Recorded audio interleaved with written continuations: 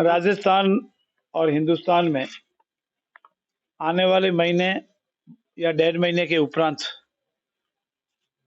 लोकसभा के चुनाव होने वाले हैं और लोकसभा चुनावों के लिए भारतीय जनता पार्टी पिछले लोकसभा चुनाव के तुरंत उपरांत ही अपनी तैयारी शुरू कर दी। अनेक लोगों और मेरे मीडिया के भाइयों के भी ये रहता है कि क्या लोकसभा की तैयारी अभी से कर रहे हैं। मेरा आपसे निवेदन ये है कि हमारे चुनाव को देख करके कभी तैयारी नहीं करते हैं, चुनाव के उपरांत दूसरे चुनाव की तैयारी में लग जाते हैं। और इस बार हमारा मुख्य ध्येय है वो 10% वोट प्रतिशत बढ़ाना।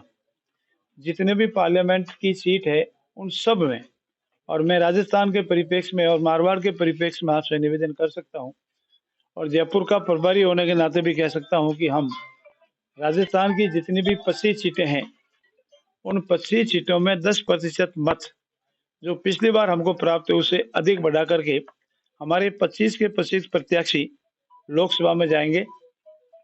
विश्व के सुप्रसिद्ध नेता और सर्वमान्य नेता को तीसरी बार हम प्रधानमंत्री बनाएंगे और अमृत काल के उपरांत समृद्ध और विकसित भारत की जो परिकल्पना हमारे आदरणीय मोदी जी की है उस पर उसको साकार करके बताएंगे। राजस्थान में यशस्वी मुख्यमंत्री श्री भजनलाल जी के नेतृत्व में भी हमने जो संकल्प लिए उस संकल्प की ओर हम लोग अग्रसर हो गए हैं।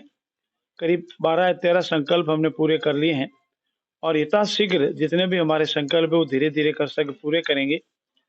जनता का मानस जीतकर, जनमानस का विश्वास जीतकर हम 25 की 25 सीटें लोकसभा की भारतीय जनता पार्टी की झोली में डालेंगे और मुझे पूर्ण विश्वास है कि जनता हमारे साथ है।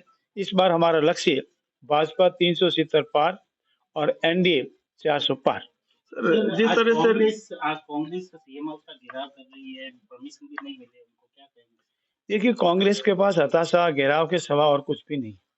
उनके पास विजन नहीं है, उनके पास कर्म नहीं है, उनके पास नेता नहीं है, उनके पास कार्य करने के लिए कुछ भी नहीं है। एक भी ऐसा नेता उनको राजस्थान में नहीं मिला जो राज्यसभा में उनका प्रतिनिधित्व कर सके और उनको माननीय सोनिया जी को वहां से लाना पड़ा और सोनिया जी की हिम्मत नहीं है कि वो लोकसभा का चुनाव जीतकर लोकसभा में पहुंचे।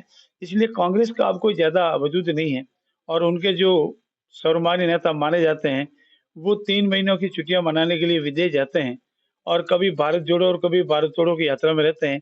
उनका कोई विजन नहीं और सिर्फ नेगेटिव और नकारात्मक विचारधारा को उन्होंने अपना लिया है।